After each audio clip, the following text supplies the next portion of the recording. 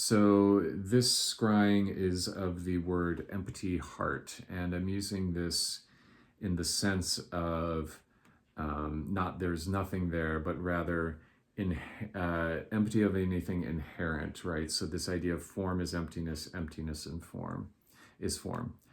And the sense I'm getting is to take a real step back here, and I'm silently invoking my holy guardian angel. And yeah, so ultimately the heart will make connections, right? Or rather, is already connected. The sense I'm getting is that there is sort of this boundless potential. And so this is taking me back to using Enochian to use the word without limit. Meophos, measureless is the phrase, but the idea here is that all of reality is inherently is empty of inherent existence, right? It could be anything, it could be nothing per se, right? You know, if I could be sitting over here and then here there'd be nothing, right? And if you were to take that out to the multiple versions of of ourselves, versions of reality where we never existed, stuff like that. And it's unsettling if you are not taking this Buddhist approach, but I am taking a Buddhist approach. So the idea here is that taking this step back, taking this view of emptiness, which is what I'm being told by the divine that I am, that he is giving me this view, because the other way would be very empty-hearted. So this does show you that this is a rare time in which making sure that you are upfront about your view when doing Enochian will certainly the divine will go with your intention, as opposed to somebody who's heartless, right?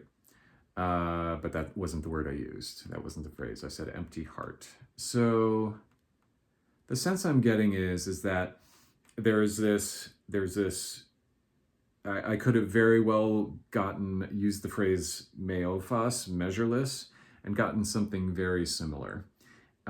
Mainly because there is, because we are here in reality, but there's a heart that could have been anything. It's instructive to us to honor the form that it has, but also realize that we can allow our heart to shift somewhat. I've referred to this before as a shifting of the orbit. And we can actually have a very ultimate peace knowing that, hearts don't break, they bend. They don't actually break.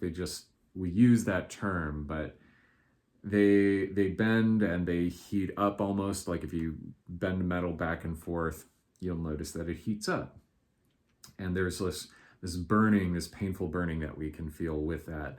But from this empty view, we can, obviously allow compassion to pour forth as a result, because we're not hyper focused on our individual ego, our individual mind, even the things that we cling to as a result of sensory attachment, self-clinging, stuff like that. They can go away once we really profoundly develop this view. And so I'm getting this sense from top to bottom, as part of this stream entry, that this will be a major shift for me. And, this will be the foundation that I will, so to speak, that I will have for the rest of my life. A right view is a foundation, right? So I'll have this for the rest of my life, and things will be profoundly better with this right view. And just honoring that, reflecting on that, honoring that these are all things that can be done.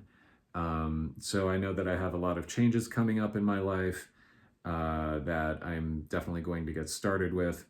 But regardless, having this view of of peace, of calm, and of all of that, in spite of, you know, whatever challenges there are, this will actually serve me pretty well. And so this is sort of, the angels are sort of helping to infuse this view throughout my entire energy system. So I'm very grateful, and thus ends the vision.